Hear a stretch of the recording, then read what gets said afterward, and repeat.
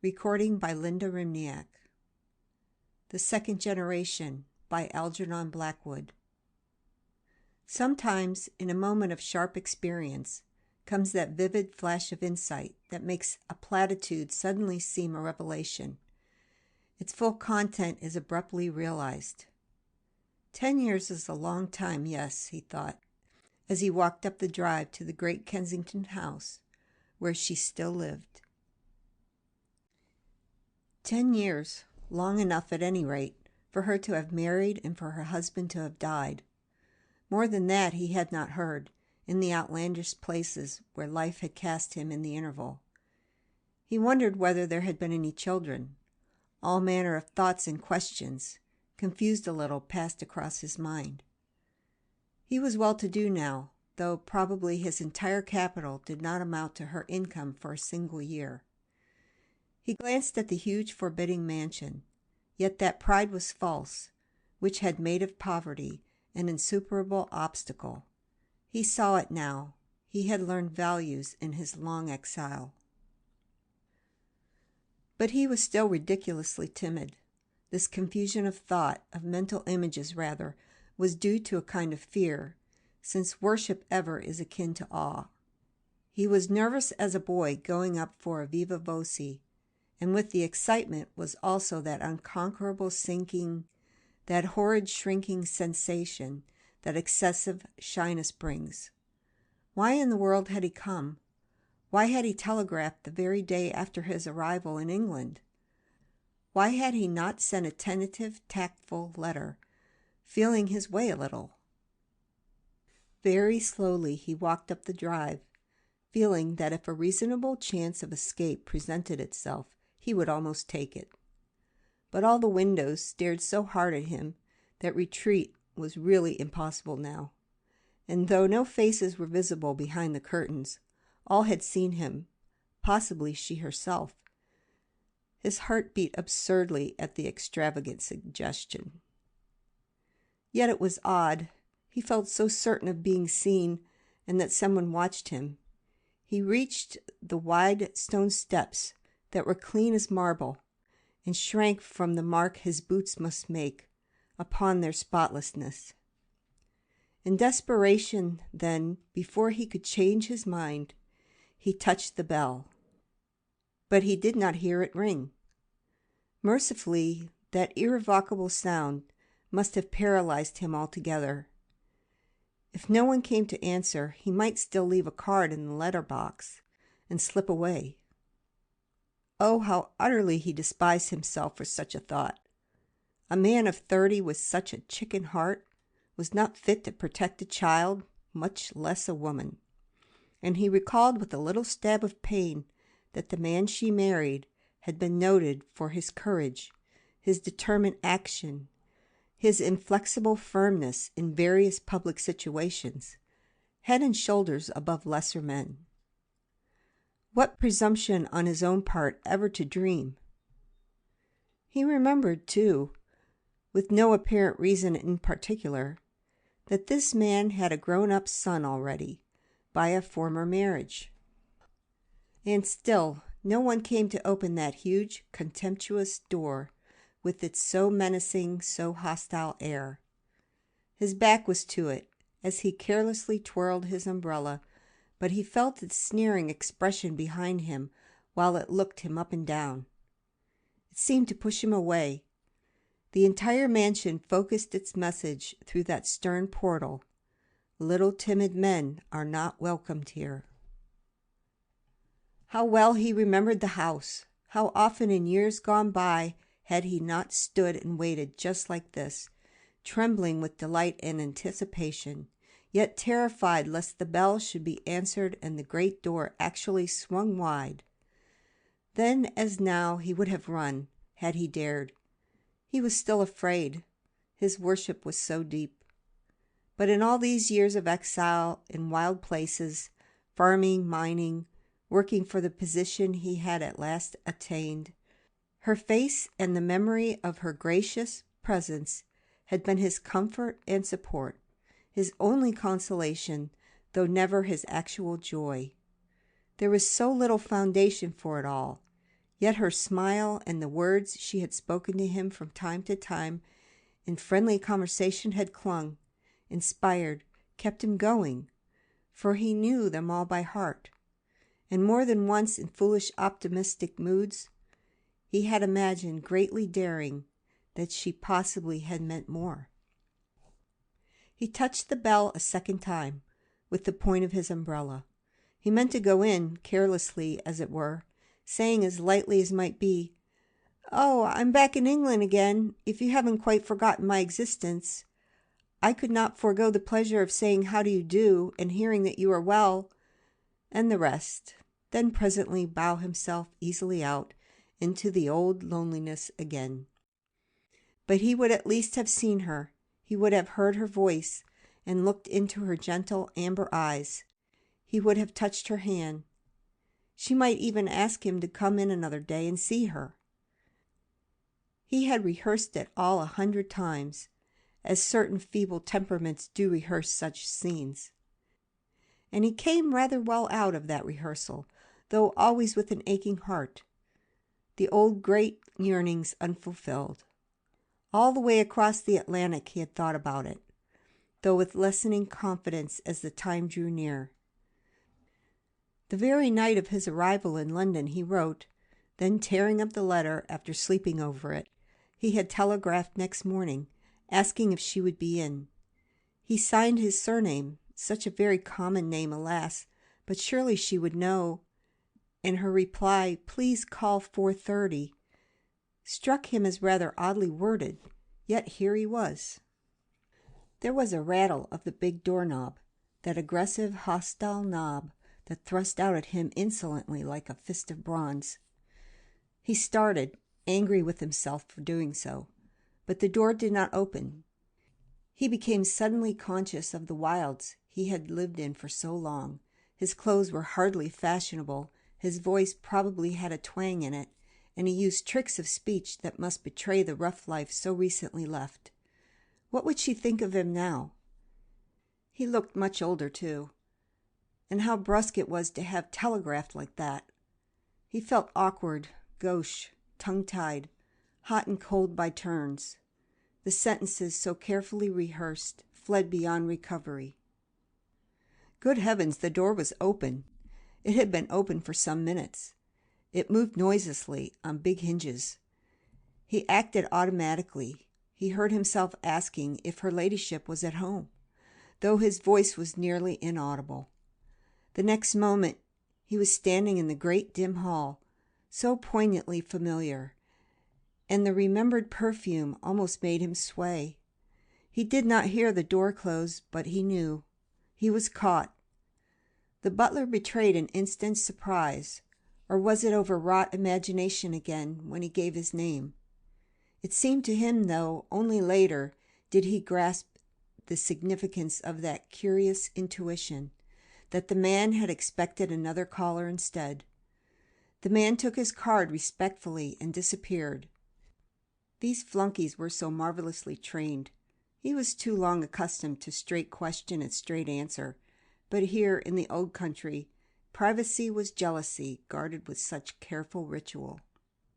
And almost immediately the butler returned, still expressionless, and showed him into the large drawing-room on the ground floor that he knew so well. Tea was on the table, tea for one. He felt puzzled. "If you will have tea first, sir, her ladyship will see you afterwards," was what he heard. And though his breath came thickly, he asked the question that forced itself out. Before he knew what he was saying, he asked, "Is she ill?" "Oh, no, her ladyship is quite well, thank you, sir." "If you will have tea first, sir, her ladyship will see you afterwards." The horrid formula was repeated, word for word. He sank into an armchair and mechanically poured out his own tea. What he felt he did not exactly know. It seemed so unusual, so utterly unexpected, so unnecessary, too. Was it a special attention, or was it merely casual? That it could mean anything else did not occur to him. How was she busy? Occupied? Not here to give him tea? He could not understand it. It seemed such a farce having tea alone like this. It was like waiting for an audience. It was like a doctor's or dentist's room. He felt bewildered, ill at ease, cheap. But after 10 years in primitive lands, perhaps London usages had changed in some extraordinary manner. He recalled his first amazement at the motor omnibuses, taxicabs, and electric tubes. All were new. London was otherwise than when he left it. Piccadilly and the Marble Arch themselves had altered, and with his reflection a shade more confidence stole in. She knew that he was there, and presently she would come in and speak with him, explaining everything by the mere fact of her delicious presence. He was ready for the ordeal. He would see her and drop out again. It was worth all manner of pain, even mortification. He was in her house, drinking her tea, sitting in a chair she used herself perhaps, only he would never dare to say a word or make a sign that might betray his changeless secret. He still felt the boyish worshipper, worshipping in dumbness, from a distance, one of a group of many others like himself. Their dreams had faded. His had continued. That was the difference. Memories tore and raced and poured upon him. How sweet and gentle she had always been to him. He used to wonder sometimes. Once, he remembered, he had rehearsed a declaration, but while rehearsing the big man had come in and captured her, though he had only read the definite news long after by chance in an Arizona paper. He gulped his tea down. His heart alternately leaped and stood still. A sort of numbness held him most of that dreadful interval, and no clear thought came at all. Every 10 seconds his head turned towards the door that rattled, seemed to move, yet never opened. But at any moment now it must open, and he would be in her very presence, breathing the same air with her.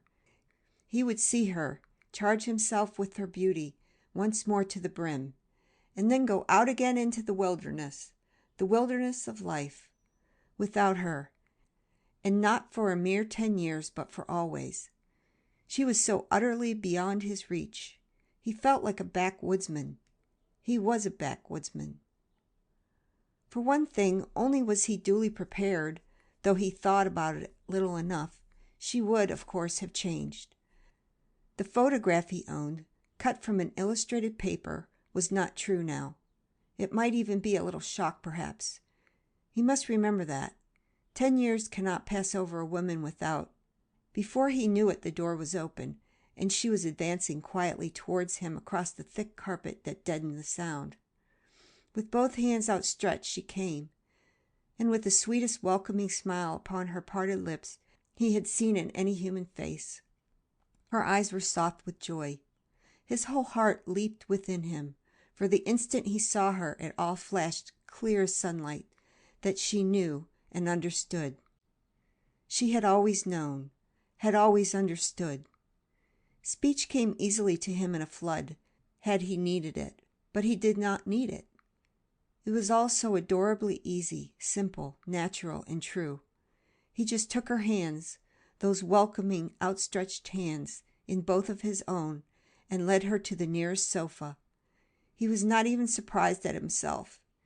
Inevitably, out of the depths of truth, this meeting came about, and he uttered a little foolish commonplace because he feared the huge revulsion that his sudden glory brought, and loved to taste it slowly. "So you live here still?" "Here and here," she answered softly, touching his heart and then her own. "I am attached to this house, too, because you used to come and see me here, and because it was here I waited for so long for you, and still wait. I shall never leave it, unless you change. You see, we live together here." He said nothing. He leaned forward to take and hold her. The abrupt knowledge of it all somehow did not seem abrupt. It was as though he had known it always, and the complete disclosure did not seem disclosure either. Rather as though she told him something he had inexplicably left unrealized, yet not forgotten. He felt absolutely master of himself, yet in a curious sense outside of himself at the same time. His arms were already open when she gently held her hands up to prevent. He heard a faint sound outside the door. "But you are free!" he cried, his great passion breaking out and flooding him, yet most oddly well controlled. "And I—" She interrupted him in the softest, quietest whisper he had ever heard. "You are not free, as I am free, not yet." The sound outside came suddenly closer. It was a step. There was a faint click on the handle of the door. In a flash then came the dreadful shock that overwhelmed him, the abrupt realization of the truth that was somehow horrible, that time, all these years, had left no mark upon her, and that she had not changed. Her face was as young as when he saw her last. With it there came cold and darkness into the great room. He shivered with cold, but an alien, unaccountable cold. Some great shadow dropped upon the entire earth, and though but a second could have passed before the handle actually turned and the other person entered, it seemed to him like several minutes. He heard her saying this amazing thing that was question, answer, and forgiveness all in one. This, at least, he divined before the ghastly interruption came. "But, George, if you had only spoken—" With ice in his blood he heard the butler saying that her ladyship would be pleased to see him if he had finished his tea, and would be so good as to bring the papers and documents upstairs with him. He had just sufficient control of certain muscles to stand upright and murmur that he would come. He rose from a sofa that held no one but himself. All at once he staggered. He really did not know exactly what happened, or how he managed to stammer out the medley of excuses and semi-explanations that battered their way through his brain, and issued somehow indefinite words from his lips. Somehow or other he accomplished it. The sudden attack, the faintness, the collapse. He vaguely remembered afterwards, with amazement too, the savity of the butler as he suggested telephoning for a doctor, and then he just managed to forbid it, refusing the offered glass of brandy as well. Remembered contriving to stumble into the taxicab and give his hotel address with a final explanation that he would call another day and bring the papers. It was quite clear that his telegram had been attributed to someone else, someone with papers, perhaps a solicitor or architect. His name was such an ordinary one. There were so many Smiths. It was clear that she whom he had come to see and had seen no longer lived here in the flesh. And just as he left the hall he had the vision, mere fleeting glimpse it was, of a tall, slim, girlish figure on the stairs, asking if anything was wrong, and realized vaguely through his atrocious pain that she was, of course, the wife of the son who had inherited. End of the second generation. Recording by Linda Rimniak.